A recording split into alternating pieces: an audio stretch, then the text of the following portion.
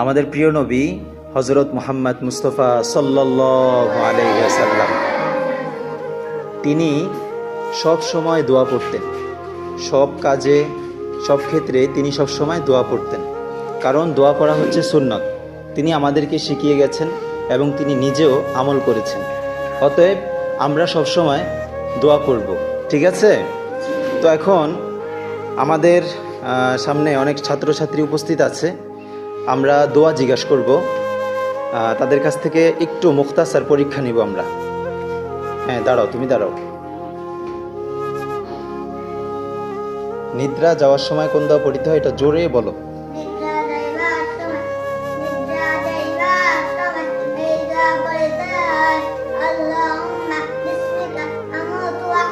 সবাই বলেন মাশাআল্লাহ।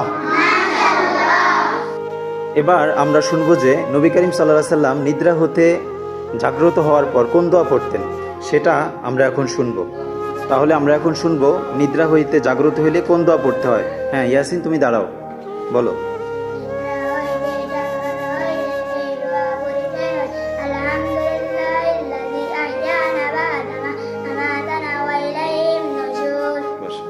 সবাই বলেন মাশাআল্লাহ।